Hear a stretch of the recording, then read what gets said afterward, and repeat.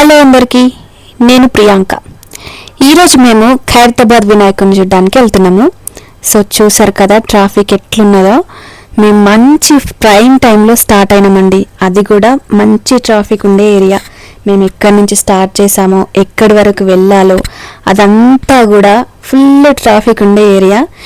ఈ ట్రాఫిక్లో డ్రైవింగ్ చేయడానికి మా ఆయన చాలా ఇబ్బంది పడ్డాడు.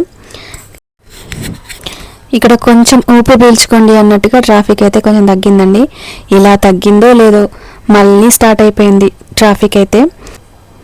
ఇక్కడ మన ఫేమస్ పొలిటీషియన్ కేసీఆర్ గారు, అలాగే ఫేమస్ టెంపుల్ ఒకటి మీకు కనిపిస్తుంది కదా. మీలో ఎంతమందికి ఈ టెంపుల్ తెలుసో గెస్ చేసి కామెంట్ సెక్షన్లో కామెంట్ చేయండి. అలాగే ఇక్కడున్న ఈ స్టాచ్యూస్ ఇవన్నీ మీలో ఎవరికైనా తెలుసుంటే మేము ఏ రూట్లో వెళ్తున్నామో కూడా గెస్ చేసి కామెంట్ చేయండి. ఇక్కడ ఆటో పైన ఒక కొటేషన్ అయితే భలే ఉందండి. మేము అది చూసి భలే నవ్వుకున్నాం. మీకు కనిపిస్తుందా క్లియర్గా? ఒకవేళ కనిపిస్తే ఆ కొటేషన్ ఏముందో కామెంట్ చేయండి. ఇంకా మధ్యలో పెట్రోల్ బంక్లో పెట్రోల్ కొట్టించుకొని అక్కడక్కడ గణపతి విగ్రహాలు కనిపిస్తే వాటిని కూడా రికార్డ్ చేసుకుంటూ ఆ ట్రాఫిక్లో అవస్థలు పడుకుంటూ ఎలాగోలా ఫైనల్గా ఖైరతాబాద్ అయితే చేరుకున్నాం. ఆల్రెడీ ఫుల్ ట్రాఫిక్లో వచ్చేసిన మాకు అక్కడ జనాలను చూసి మైండ్ బ్లాక్ అయిపోయింది. బైక్ పార్క్ చేయడానికి కూడా ప్లేస్ లేదు, అంతమంది జనాలు ఉన్నారు. ఎలాగో రేపు నిమజ్జనం కాబట్టి ఇంకా ఈరోజే లాస్ట్ డే అని చెప్పేసి అందరూ ఈరోజే దర్శనం చేసుకోవడానికి వచ్చినట్టున్నారండి చాలామంది. నార్మల్గా ఈ 9 డేస్లో కూడా ఖైరతాబాద్లో ఇలానే ఫుల్ రష్ ఉంటుందంట. ఈరోజైతే ఇంకా ఎక్కువ ఉంది.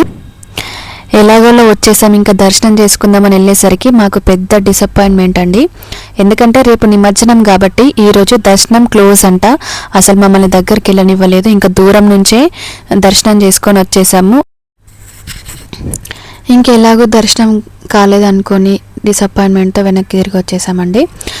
ఇక్కడ షాపింగ్ చేసుకోవడానికి చాలా ఉన్నాయి. సో వాటితోనైనా కొంచెం మూడ్ డైవర్ట్ అవుతుందని చెప్పి జస్ట్ అలా విండో షాపింగ్ చేసిన. ఏమీ తీసుకోవాలనిపించలేదు నాకు.